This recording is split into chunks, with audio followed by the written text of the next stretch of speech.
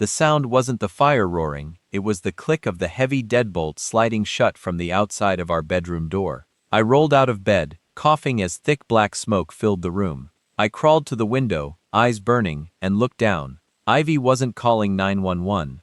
She was standing by her car, kissing a man I thought was a stranger, illuminated by the flames that were about to eat me alive. Hit like, subscribe for more betrayal stories, and comment your city or country. 48 hours earlier, I didn't know I was a dead man walking. I was just a husband trying to fix a marriage that had been bleeding out for months. You missed the turn, Mason, Ivy said, her voice sharp. She didn't look up from her phone. Her thumbs were flying across the screen, typing a message she would inevitably delete before I could see it. I know the way, Ivy, I said, keeping my voice calm. I built the place, remember? She didn't answer. She just sighed. A long, heavy sound that sucked the air right out of the truck. We were heading to the cabin. My grandfather bought the land 40 years ago, deep in the darker parts of the Appalachian woods, and I had spent 2 summers building the structure myself. It was supposed to be our sanctuary, a place where the cell service was spotty and the world couldn't touch us. I thought a weekend away might remind us of who we used to be before the silence started filling up our house. I was an idiot. When we finally pulled up the gravel driveway, the sun was already dipping below the tree line.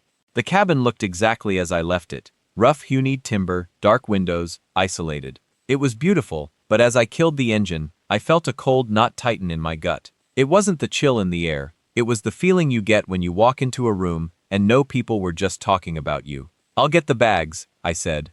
Ivy was already out of the truck. She walked to the edge of the porch, holding her phone up to the sky, hunting for a signal. I told my mom I'd call her when we got in. She said her back to me. There's no signal out here, Ivy, you know that. She stiffened. I got 1 bar, just give me a second, Mason. I carried our duffel bags inside. The smell of pine and dust hit me, a smell I usually loved. Today, it just smelled old. I started unpacking the groceries, trying to make noise, trying to make the place feel alive. I was putting the steaks in the fridge when I heard the gravel crunch outside. Another car. My stomach dropped. We were miles from the nearest paved road. Nobody just passed by here. I walked out to the porch. A black sedan was pulling up next to my truck. It was too clean for these roads. The driver's door opened and a man stepped out. He was tall, wearing a leather jacket that cost more than my first car. And he had that easy, arrogant smile of a guy who's never had to work for anything. Lost? I asked, stepping down the stairs. I didn't offer a hand. Ivy turned around. Her face flushed. Dominic, what are you doing here? It was bad acting. I could see it in her eyes. She wasn't surprised. She was relieved. Ivy, the man, Dominic said, spreading his arms. Thank God. My GPS sent me on some crazy shortcut to the ski resort, and my radiator started smoking about 2 miles back. I saw the smoke from your chimney. He looked at me, extending a hand. Dominic, old friend of Ivy's from college. I looked at his hand, then at his car. I didn't see any smoke coming from your hood when you pulled up. Dominic didn't flinch. He just kept smiling. Must have cooled down. Look, hate to intrude, man, but I have 0 service and I'm not sure I can make it back to the main road in the dark. I looked at Ivy. This was the moment. This was where she should have said, we're trying to fix our marriage. Please leave. Instead, she looked at me with big, pleading eyes. Mason, we can't send him out in the dark. It's freezing. He can sleep on the couch just for tonight. I clenched my jaw so hard my teeth hurt. Fine. Dinner was a nightmare. I grilled the steaks I had bought for a romantic dinner, watching through the kitchen window as Ivy and Dominic sat on the porch. They weren't touching, but the air between them was electric. They were leaning in close, laughing at things I couldn't hear. Every time I walked out, they stopped talking and switched to polite, meaningless chatter. So, Mason, Dominic said, cutting into his steak later that night. Ivy tells me you were in the military. Engineer, right? Combat engineer, I corrected. I built bridges and I blew them up. Dominic chuckled, taking a sip of the wine I had brought for our anniversary. Intense. I guess that makes you a handy guy to have around. I notice things, I said, looking him dead in the eye. I notice when things don't add up, like a radiator that fixes itself. The table went quiet. Ivy dropped her fork. It clattered loudly against the plate. Mason, don't be rude, she snapped. He's a guest. I'm just making conversation, I said, standing up. I'm going to check the generator, make sure we have power through the night. I went outside, but I didn't go to the shed. I circled back around to the shadows of the porch. I wanted to hear what they said when the handy guy wasn't in the room. I pressed my back against the rough wood of the cabin wall. He suspects something. Dominic's voice was low, urgent. He's just jealous, Ivy whispered. Her voice sounded different, cold, calculating. He doesn't know anything. He's simple, Dom. He sees what's in front of him. He doesn't look for the hidden angles. Are you sure about the policy? Dominic asked. It's done, Ivy said. For million double indemnity for accidental death. But we have to be careful. My blood ran cold. I stood there in the freezing dark, my hands shaking. Not from fear, but from a rage so pure it nearly blinded me. Policy 4 million. I wanted to burst through that door and tear him apart. I wanted to scream at her, but my training took over. Assess, adapt, overcome. If I went in there now, it was my word against theirs. I needed to know exactly what they were planning. I waited until the lights went out. Dominic took the couch. Ivy came to bed. She didn't say a word to me, just turned her back and pulled the heavy quilt up to her chin. I lay there, staring at the wooden beams of the ceiling, listening to her breathe. I must have drifted off, exhausted by the adrenaline dump. That was my mistake. I woke up choking. The air in the room was thick, hot, and heavy. It tasted like chemicals. My eyes snapped open, stinging instantly. The room was filled with black smoke, swirling like oil and water. Ivy, I coughed, reaching for her side of the bed. Empty. The sheets were cold. Panic hit me like a sledgehammer. Ivy! I rolled off the mattress, crouching low where the air was slightly clearer. The orange glow was dancing under the crack of the bedroom door. I scrambled toward it, grabbing the brass knob. It wouldn't turn. I twisted it hard, rattling the door. It was locked, but bedroom doors and cabins don't lock from the outside, unless someone wedges a chair under the handle or installs ape while you sleep. Ivy, open the door, I screamed, slamming my shoulder against the solid oak. It didn't budge. I had built this place too well. Solid timber, reinforced frames. Then I heard the whoosh sound, the sound of an accelerant catching. The heat spiked instantly. The hallway outside was an inferno. I could hear the roar of the fire eating the dry wood, climbing the walls, racing toward the roof. I stumbled back, coughing violently, my lungs screaming for oxygen. I made it to the window and smashed the glass with my elbow. Cold air rushed in, feeding the fire behind me, making the door rattle as the pressure changed. I leaned out, gasping, preparing to jump. It was a second-story drop onto hard-packed dirt, but I could make it. Then I saw them.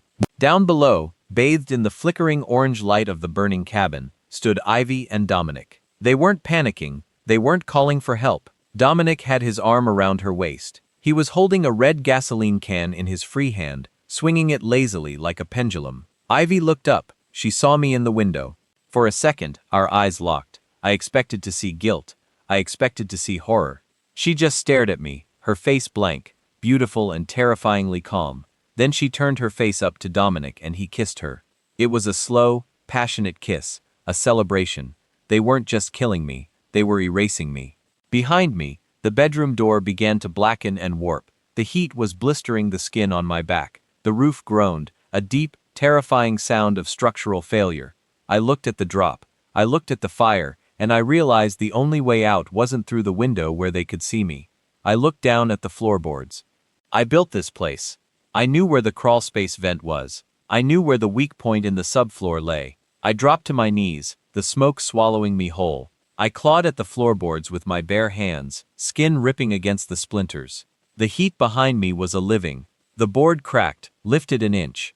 I wedged my forearm under it and yanked with everything I had left. The nails screamed as they tore free. Black smoke poured through the gap like water down a drain. I shoved my head through the opening, gasping, my face pressed against cold dirt and rock. The crawlspace was only 18 in high, filled with cobwebs and the smell of earth.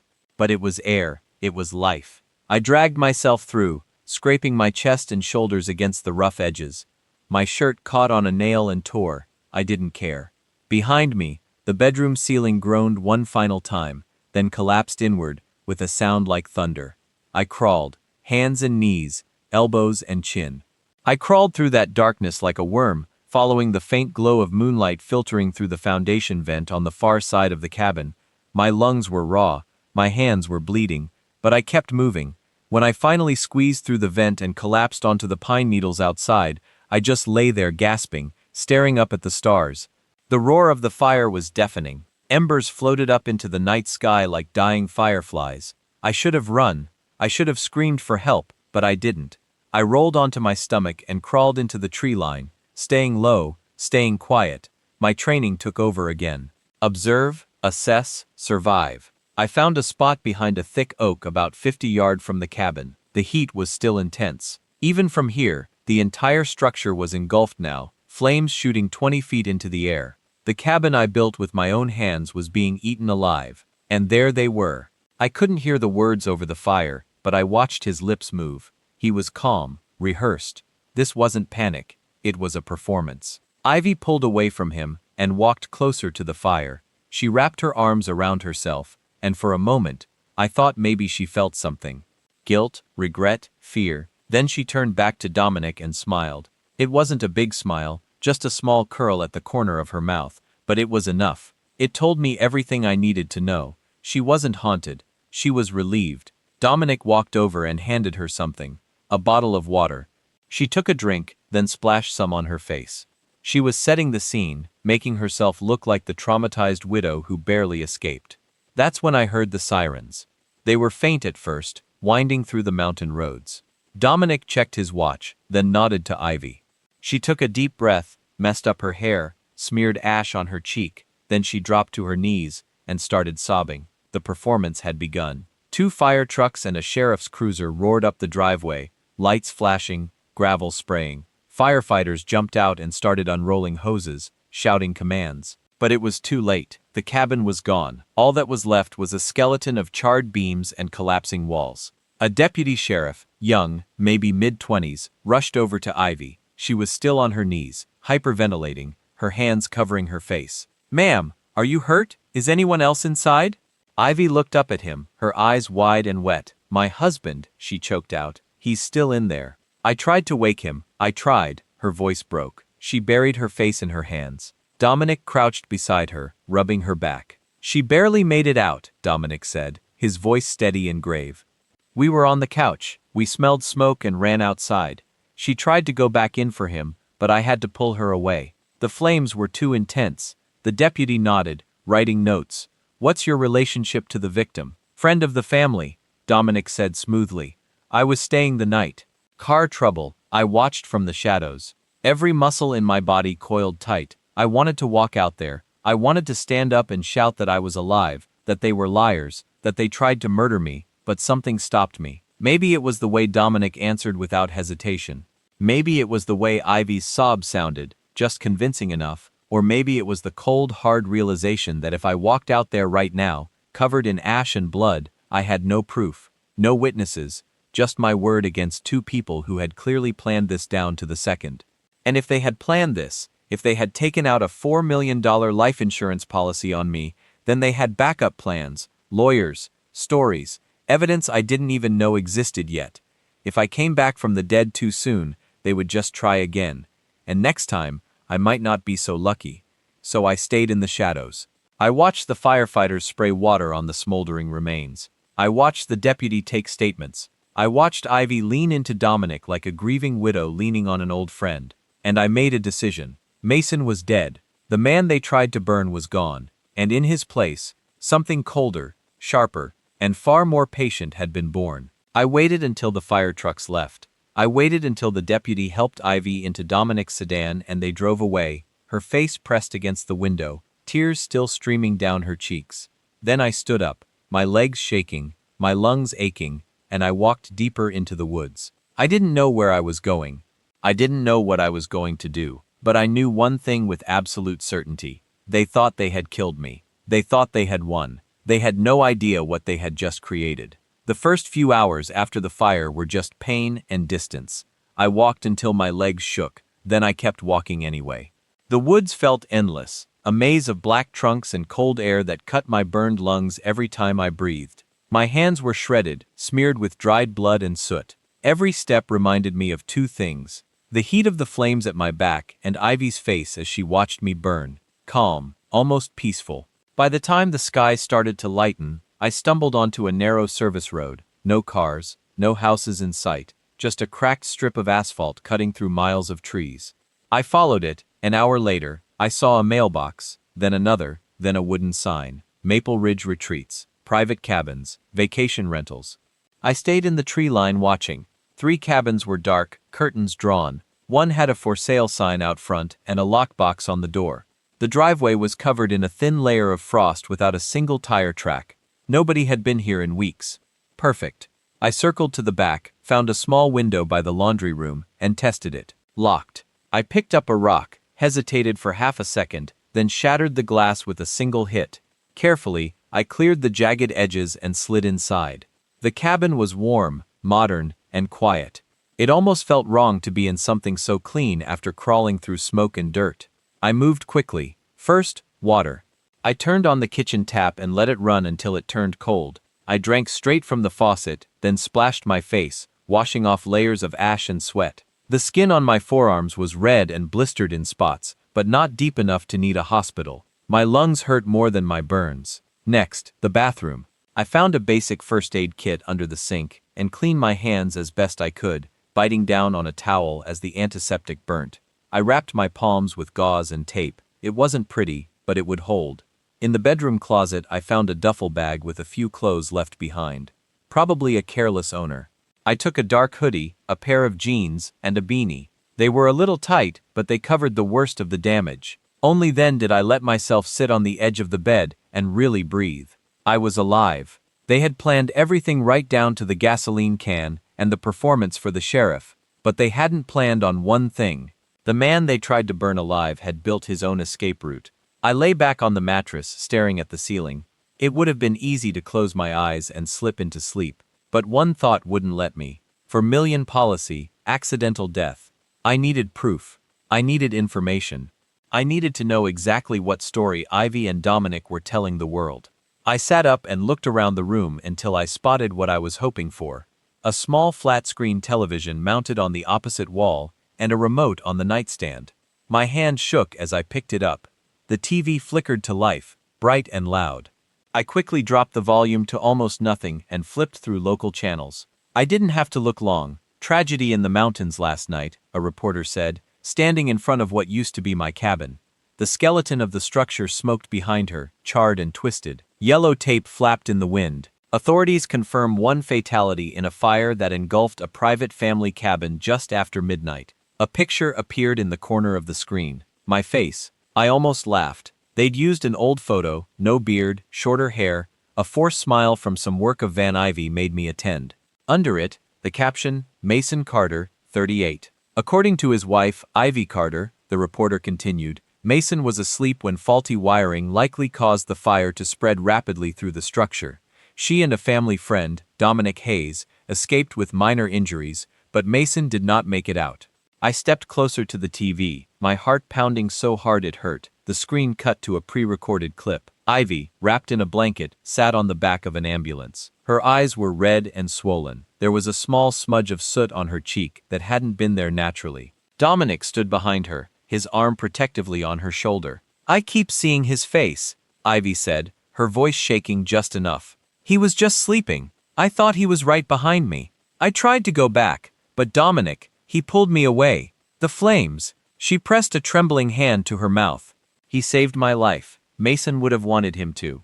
The reporter nodded sympathetically. Investigators say there is no evidence of foul play at this time. I turned the TV off. No evidence of foul play.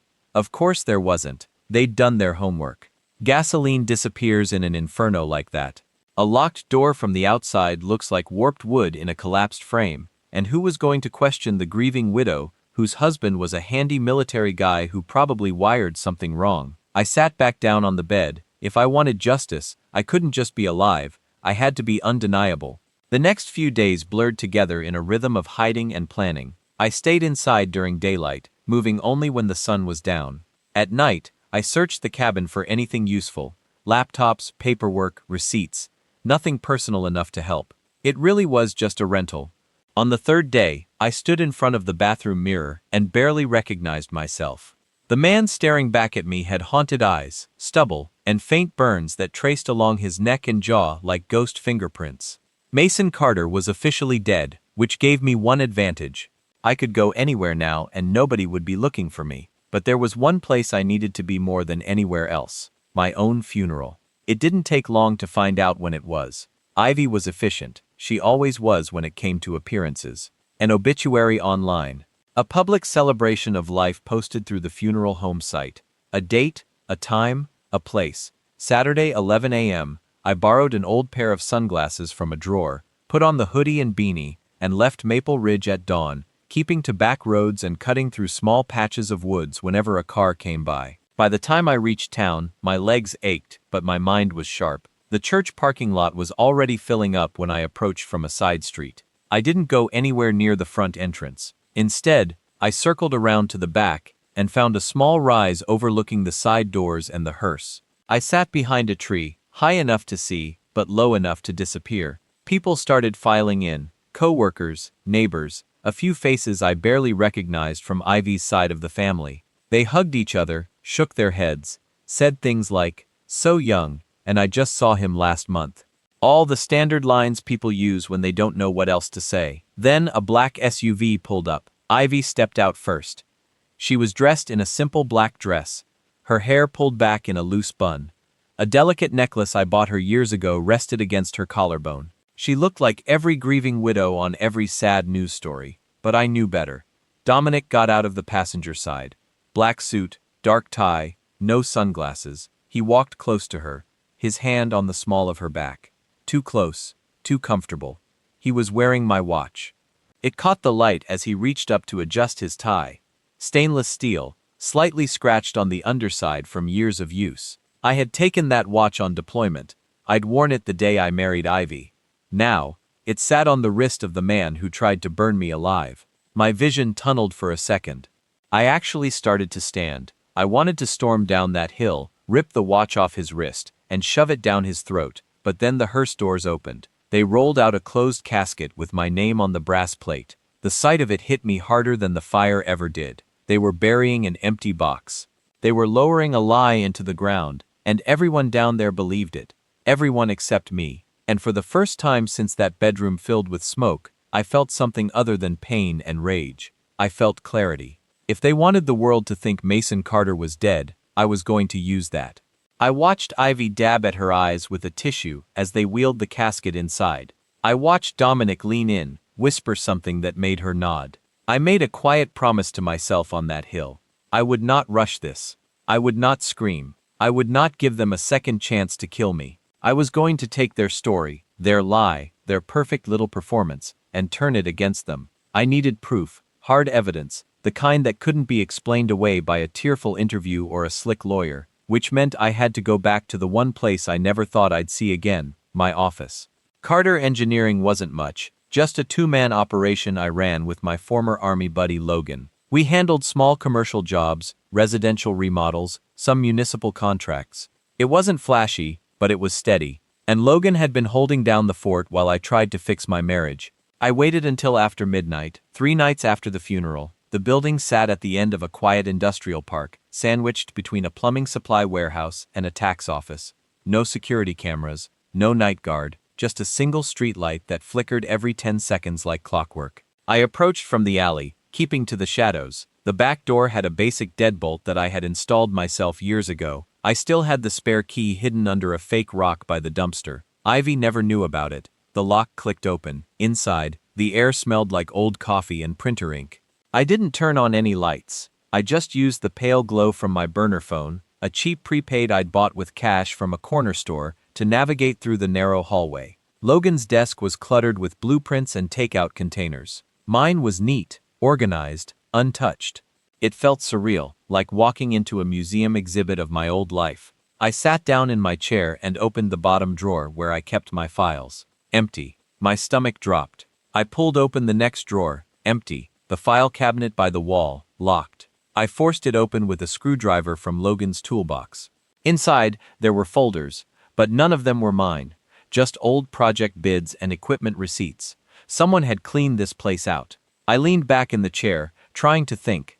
Ivy had access to this office. She'd come by sometimes to drop off lunch or pick me up. She had keys. She could have walked in any time after the fire and taken whatever she needed. But there was one thing she didn't know about. I rolled the chair over to the corner where an old filing cabinet sat, rusted and dented. It had been here when I first leased the space, and I'd never bothered replacing it. Most people assumed it was junk.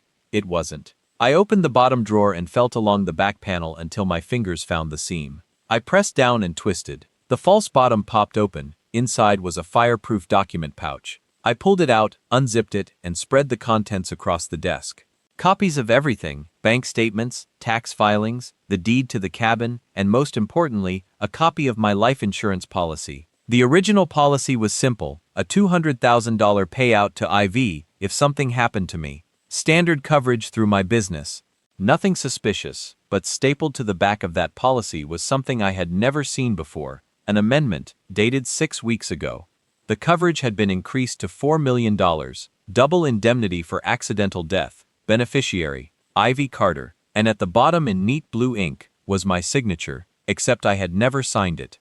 I held the paper up to the light. The signature was close, too close for most people to notice, but I knew my own handwriting. The curve of the M was too wide, the tail on the R didn't loop the way mine did. She had forged it. I kept digging. Behind the insurance paperwork was a folder I didn't recognize. A bank statement for an account I'd never opened. It was in my name, but the address listed was a P.O. box I'd never heard of. There were deposits, large ones, $20,000 here, $30,000 there, all within the last 4 months, and at the bottom of the statement, a notation: loan repayment, D pays. Dominic. My hands started shaking. I pulled out my phone and took pictures of everything: the forged signature, the mystery account, the loan payments. Every piece of paper got documented, backed up, and saved to a cloud account under a fake email. Then I kept searching.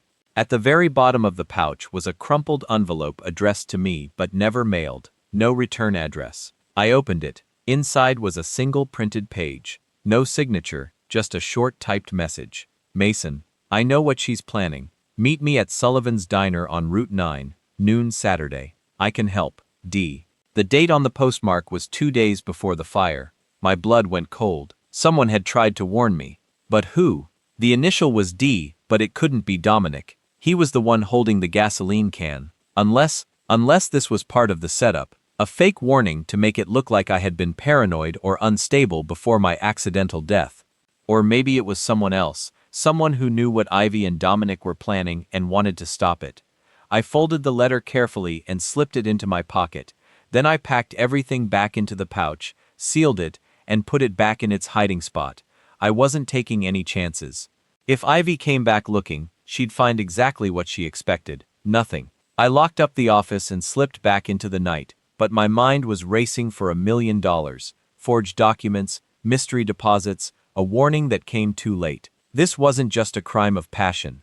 This wasn't two reckless lovers making a stupid mistake in the heat of the moment. This was premeditated, calculated, professional, and if Dominic owed someone money, enough money to need fake deposits and shady loans, then maybe this wasn't even his idea. Maybe Ivy was the one pulling the strings.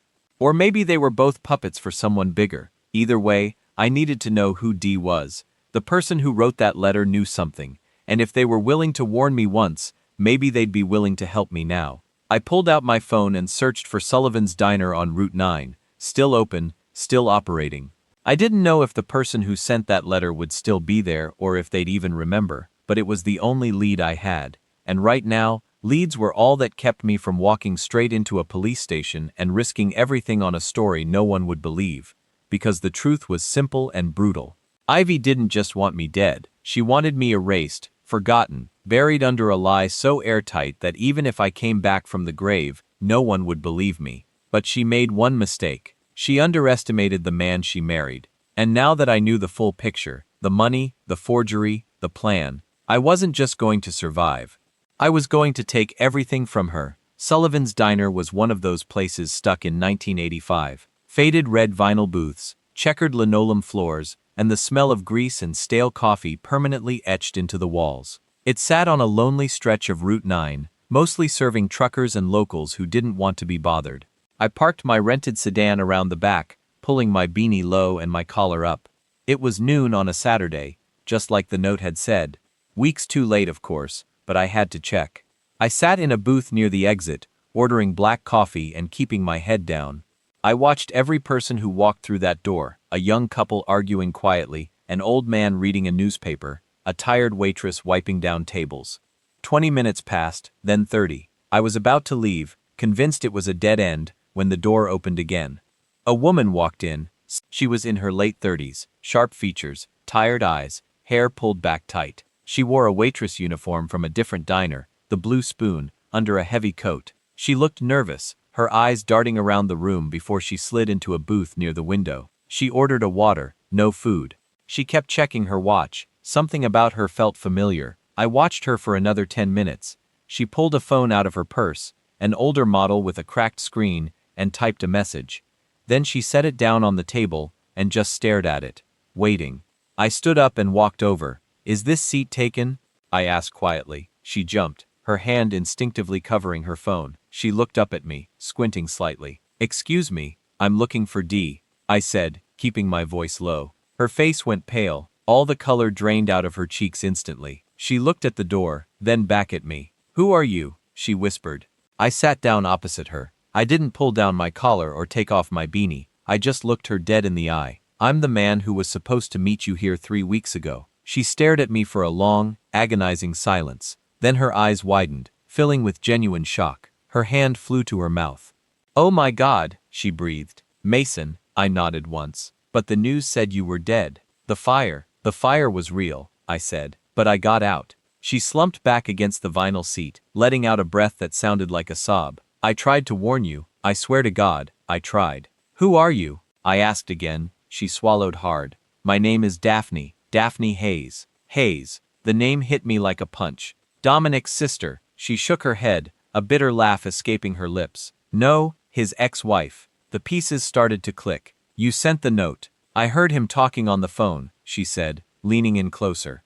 Her voice a harsh whisper. "He calls me sometimes when he's drunk, or when he needs money. He was bragging about a big score. Said he found a woman with a rich husband and a weak will. Said it was going to be easy." "Ivy?" I said, the name tasting like ash in my mouth. Daphne nodded. "He's done this before, Mason.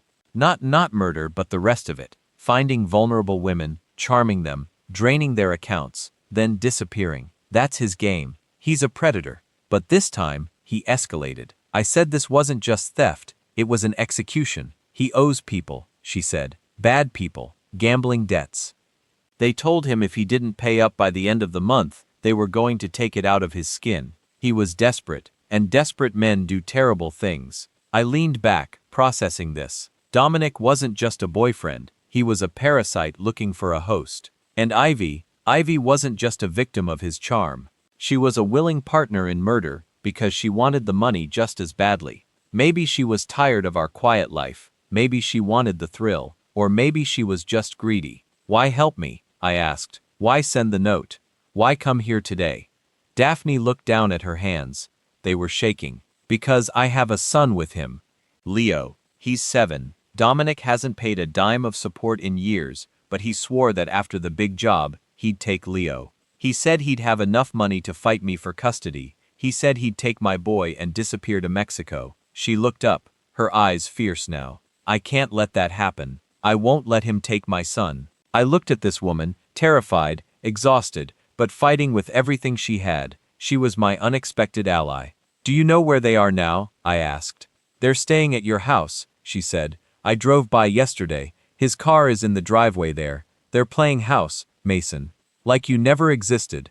The rage flared up again, hot and sharp, but I pushed it down. Rage was useless. Intelligence was a weapon. "I need to get inside," I said. "Not physically. I need eyes and ears. I need to know what they're saying when they think they're alone." Daphne reached into her purse and pulled out a small keychain. It looked like a standard garage door opener. "He gave this to me years ago," she said when we were still married. "Said it was a universal remote he bought off some guy. It can clone signals. If you can get close enough to the house when they open the garage, I can get in." I finished. She slid the remote across the table. "Be careful, Mason. Dominic isn't smart, but he's dangerous. And if he thinks he's cornered, he won't know I'm there," I said, taking the remote. "Not until it's too late." I stood up to leave but paused. "Daphne, if this works, if I take them down, you get full custody. No fight, no lawyers. He'll be in prison for the rest of his life." She looked at me and for the first time, a small, hopeful smile touched her lips. That's all I want. I walked out of the diner and into the cold afternoon air. I had a way in, I had a motive, and I had an ally on the outside. Now it was time to go home. Not as a husband, not as a victim, as a ghost. The house I built for Ivy sat on a hill overlooking the town. It was a sprawling modern craftsman design, cedar siding, big glass windows, a wraparound porch. I had poured the foundation myself. I had framed the walls. I knew every squeak in the floorboards and every draft in the attic, and now I was lying in the crawl space underneath it listening to the man who tried to kill me laugh at my kitchen table. "Pass the wine, babe," Dominic said. His voice was muffled through the subfloor, but clear enough.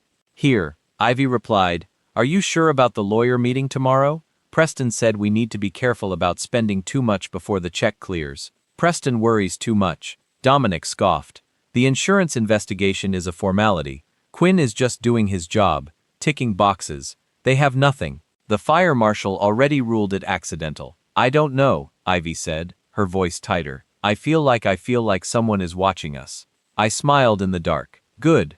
I had been living in the woods behind the property for 3 days, slipping into the crawl space during the day to plant the devices Daphne had helped me buy. Tiny, high-powered listening bugs in the vents.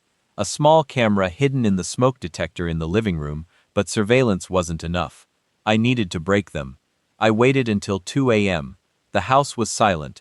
The master bedroom light had been off for an hour. I slipped out of the crawl space and moved to the back patio.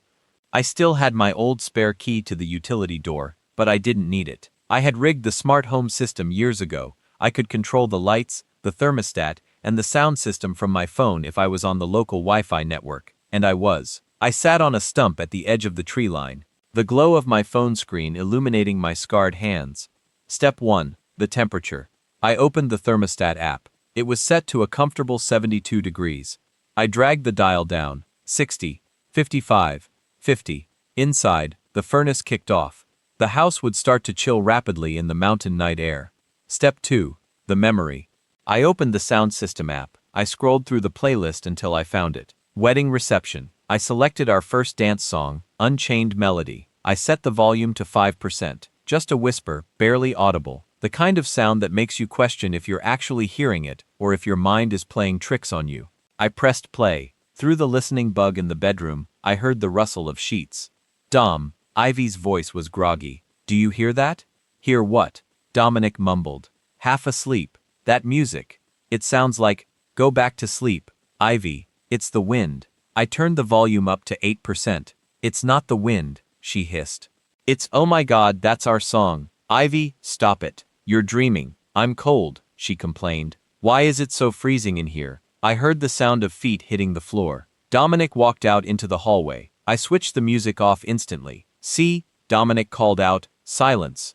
The thermostat probably just reset. Piece of junk. I waited until he got back into bed. 10 minutes passed. Their breathing slowed. Step 3. The physical evidence. I moved to the back door. I unlocked it silently and slipped into the mudroom. I didn't go far, just to the kitchen island.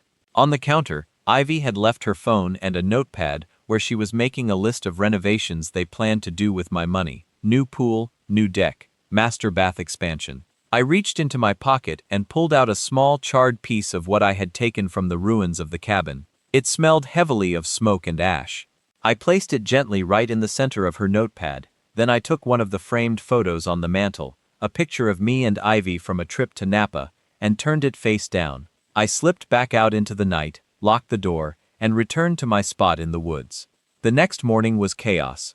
I watched the camera feed on my phone as Ivy walked into the kitchen. She was wearing my old robe. She poured a cup of coffee, looking tired. Then she saw the notepad. She froze. The coffee cup slipped from her fingers and shattered on the floor. "Dominic!" she screamed. It was a raw, terrified shriek. Dominic came running in wearing just his boxer briefs, a gun in his hand. "A gun?" I noted that he was armed. What is it?" he shouted, scanning the room. Ivy pointed at the charred wood, her hand trembling violently. "Where did that come from? Did you put that there?" Dominic walked over and picked it up.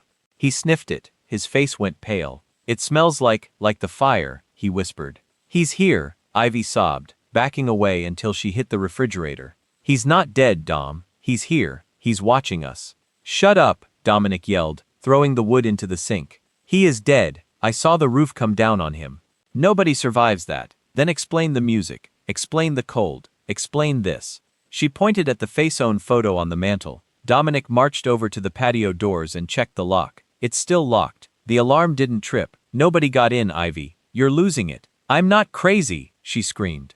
Maybe you're guilty, he shouted back. Maybe your conscience is playing tricks on you because you burned your husband alive. The room went dead silent. Ivy stared at him, her eyes wide. Don't you ever say that out loud. I had found his card in Ivy's trash a few days ago. It rang twice. Quinn. A gruff voice answered. I didn't speak. I just played a recording I had captured from the bug in their bedroom the night before. Ivy's voice for million. Double indemnity for accidental death. But we have to be careful. I let it play for 10 seconds then hung up. I didn't need to say anything. The seed was planted.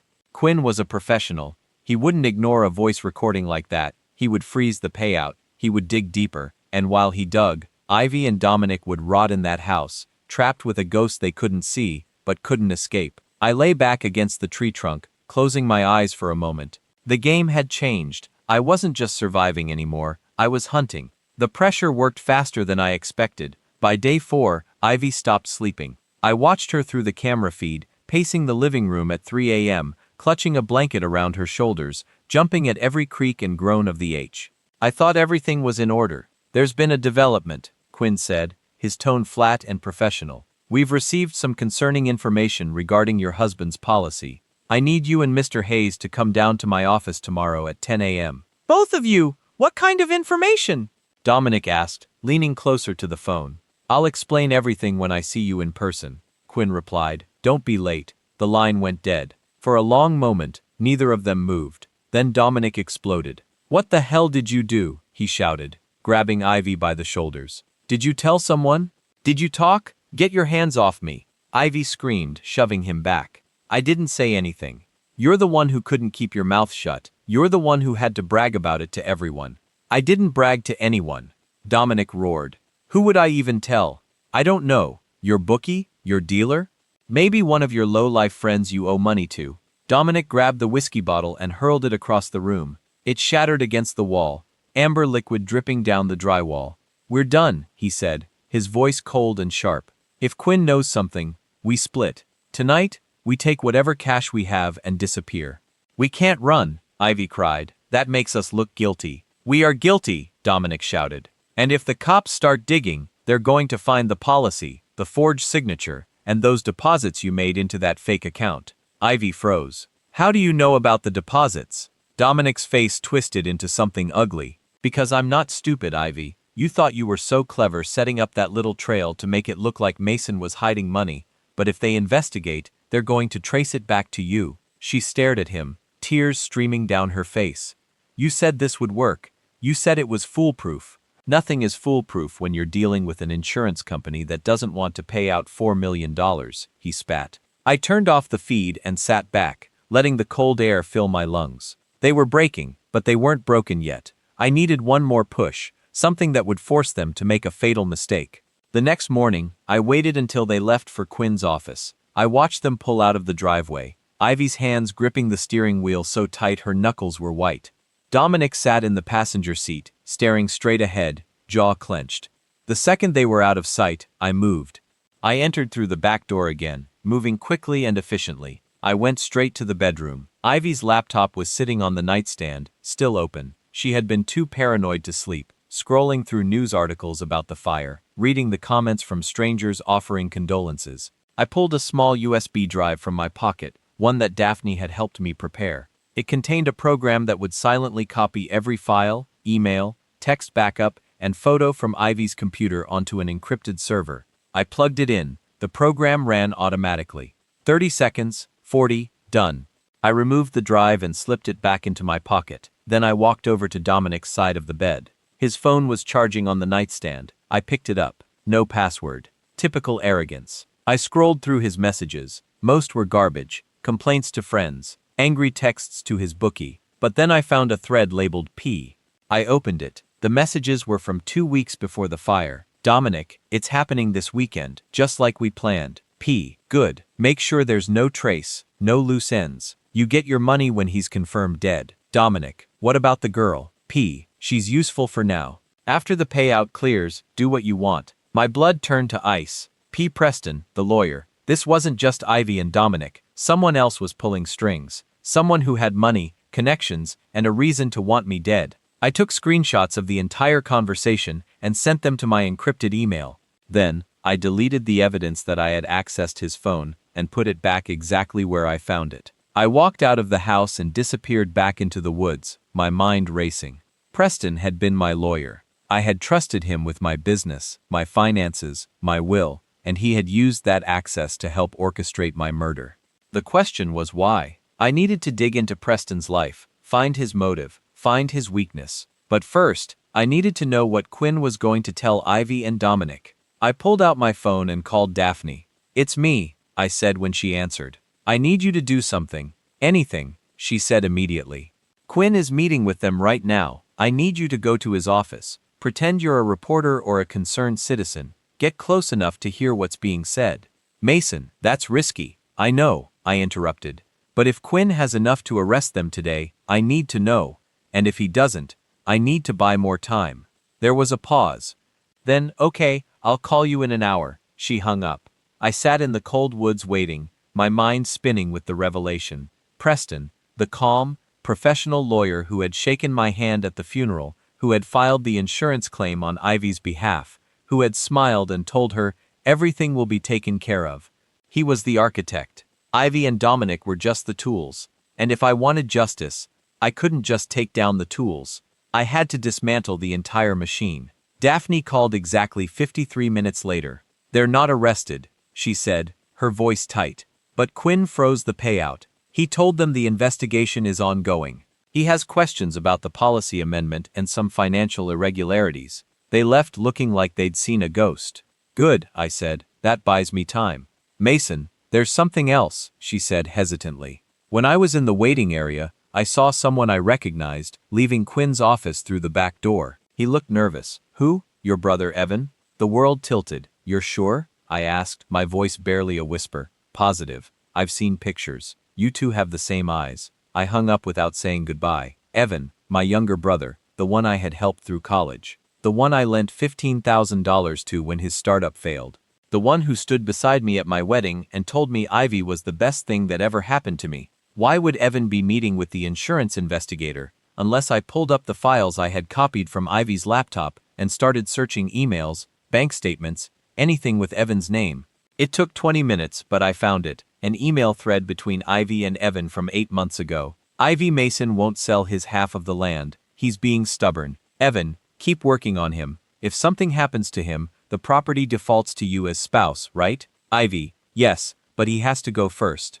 Otherwise it goes to probate and gets messy." "Evan, then maybe something should happen." I stared at the screen, my hands shaking so badly, I almost dropped the phone. Evan knew. He didn't plan the fire. He probably didn't even know the exact details, but he knew Ivy wanted me gone. And instead of warning me, instead of protecting his own brother, he encouraged it. Why? I kept reading.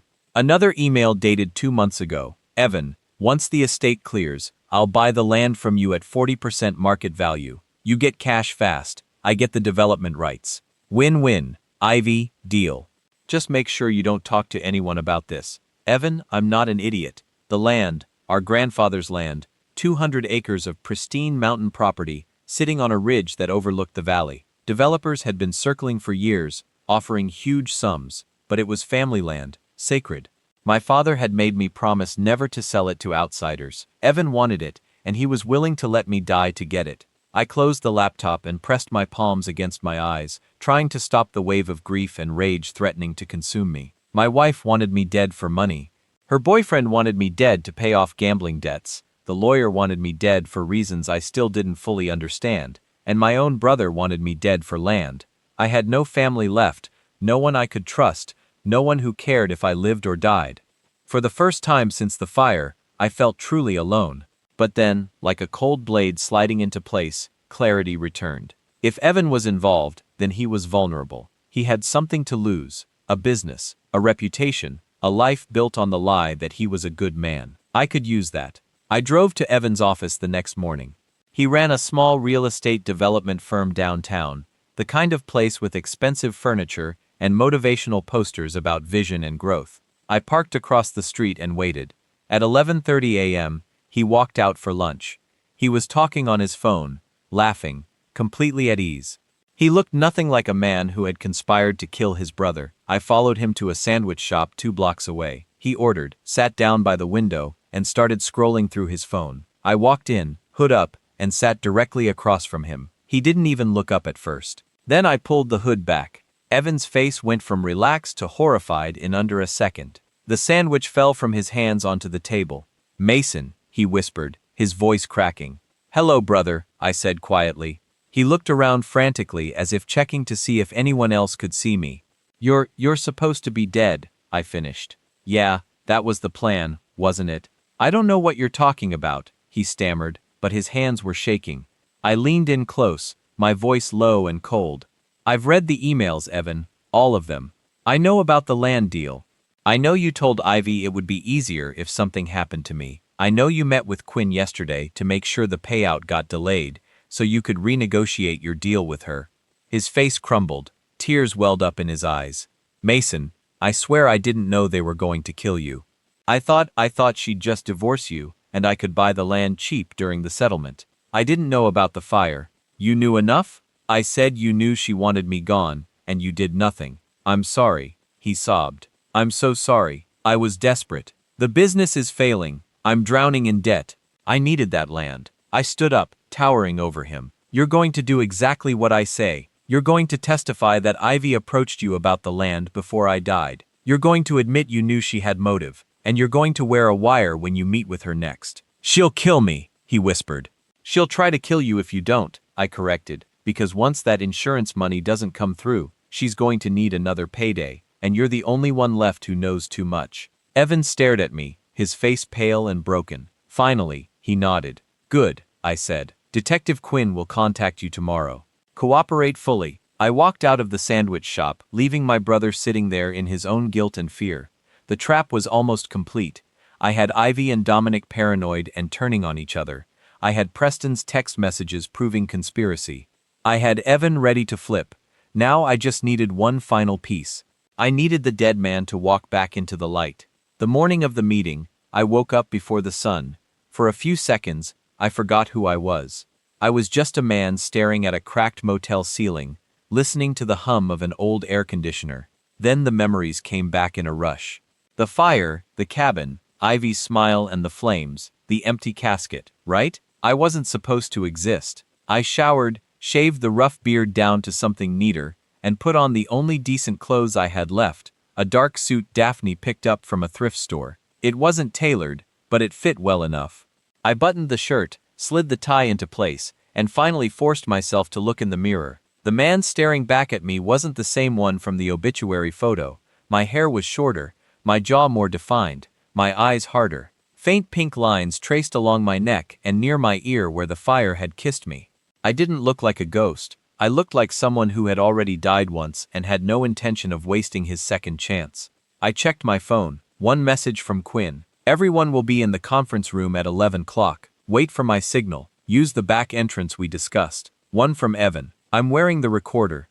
Don't make me regret this." And one from Daphne. "Whatever happens in there, remember Leo and I are rooting for you." I slid the phone into my pocket and left. Preston's office was on the 12th floor of a shiny glass building downtown. The kind of place where the lobby art cost more than most people's cars.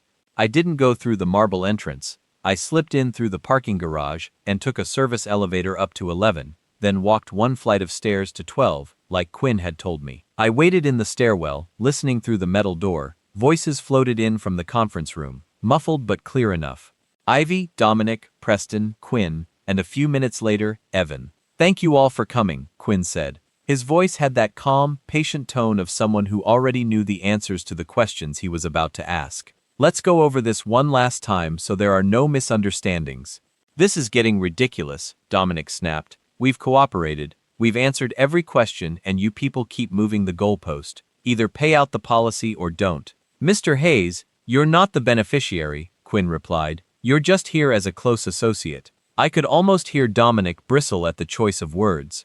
I just want my husband's affairs settled, Ivy said softly. He worked so hard for everything we had. This whole process has been painful. She was still playing the part. Preston cleared his throat, stepping in with that lawyer voice he used at the funeral. Detective, my client is grieving. If there's something specific holding up the payout, we prefer you state it plainly, so we can address it and move on. There are a few things, Quinn said. Paper shuffled. First, the amendment to the policy raising the benefit from $200,000 to $4 million was filed 6 weeks before Mr. Carter's death. That alone isn't suspicious, but the signature on the amendment appears inconsistent with earlier documents. Preston didn't miss a beat. We've already explained that Mason injured his hand on a job site last year. His signature changed slightly. That doesn't imply fraud. Maybe, Quinn said. But then we have the deposits. Silence. Roughly $180,000 moved through an account in Mr. Carter's name, at a P-box address he never used. Quinn continued. Those deposits came from a third party, Dominic Hayes. And yet, Mr. Carter's business records show no invoices, no contracts, no explanation for those funds. That was a private loan between friends, Dominic said quickly. Mason didn't want it mixed with his business. So private he never mentioned it to his accountant or his wife. Quinn asked. I could picture Dominic's jaw clenching. Then Quinn played his next card.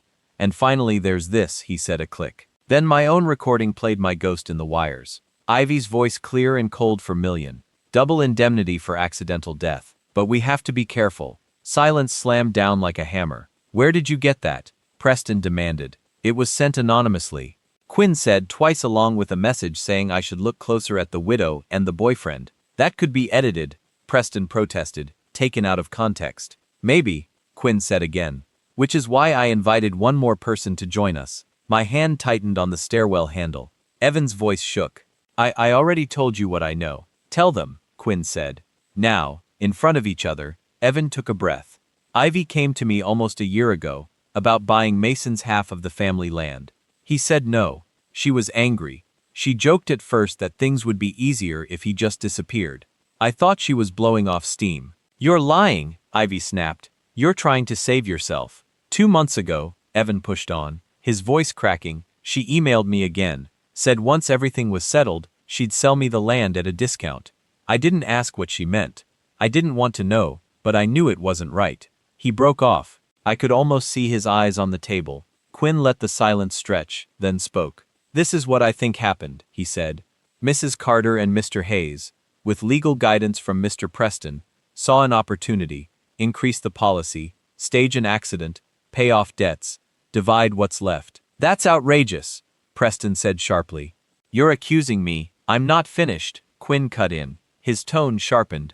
I could hear my heart pounding in my ears. You all thought this was over the night that cabin burned down. Quinn said, you mourned, you filed claims, you moved on. There's just one problem with your perfect story. A chair scraped the floor. Someone shifted. Quinn's voice dropped a shade lower. Your victim isn't dead. That was my cue. I pushed the stairwell door open and walked into the hallway.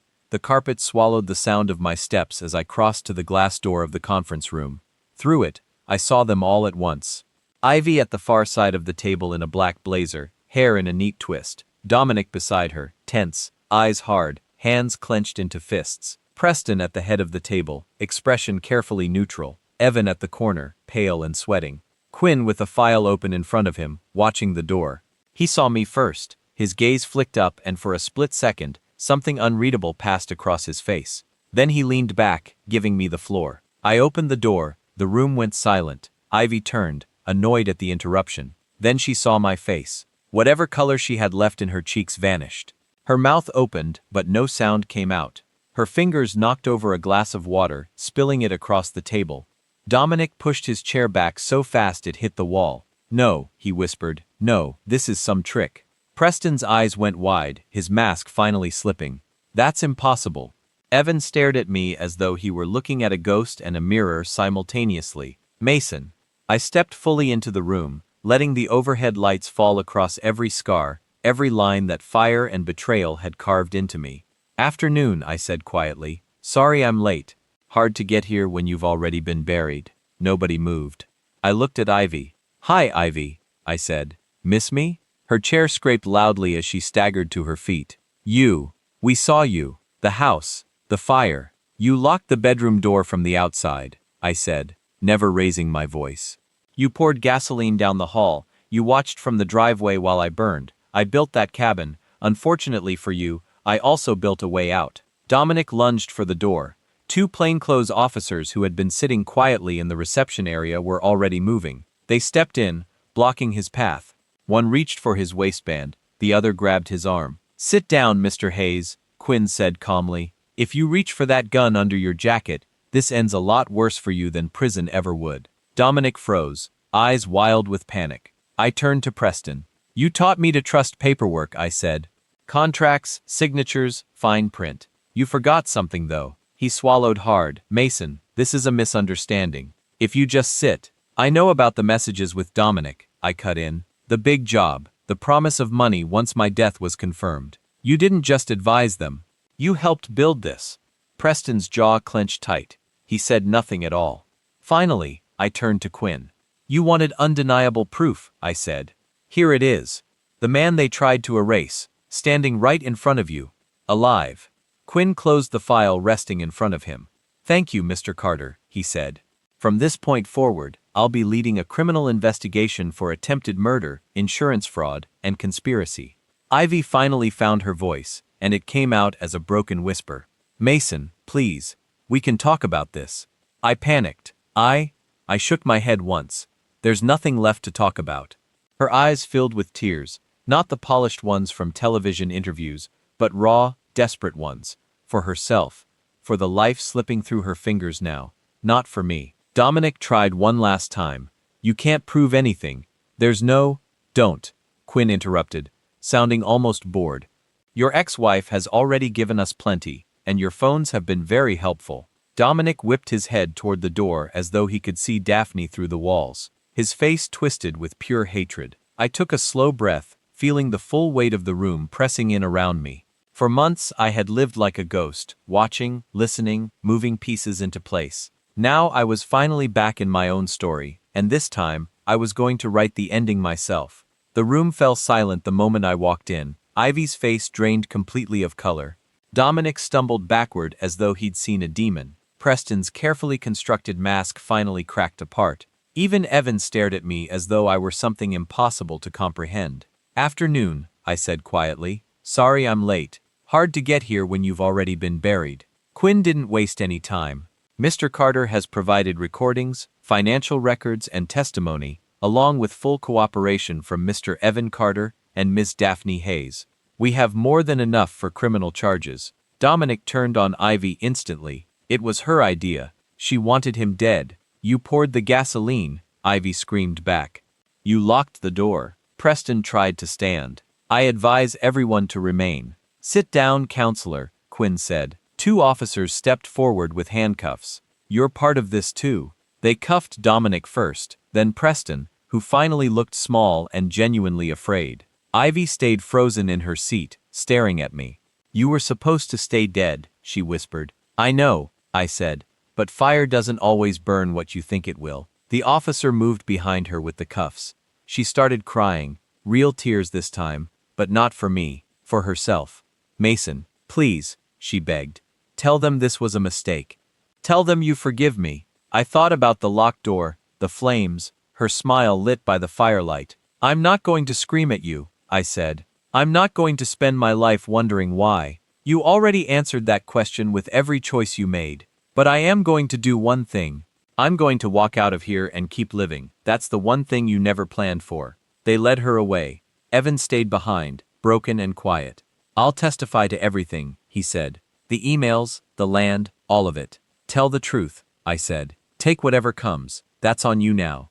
I walked outside into the bright afternoon sunlight. The world hadn't stopped for any of this. People laughed, cars honked, life simply continued on. Quinn joined me on the sidewalk. "This won't be over quickly. Trials, hearings, reporters. I can live with that," I said. "The key word is live." He nodded and left. I drove out to the cabin site one final time. Only the foundation remained, charred concrete and ash scattered across the ground. I knelt down, pressed my hand against the cold stone, and said quietly, "We'd be done here. Then I left. The trial came months later. The verdicts arrived swiftly. Guilty, guilty, guilty. Dominic accepted a plea deal. Preston lost absolutely everything he had. Ivy cried throughout sentencing, but the judge remained unmoved by any of it. I didn't celebrate. I simply felt the weight finally lift off me. Survival, I came to learn, is its own particular kind of justice.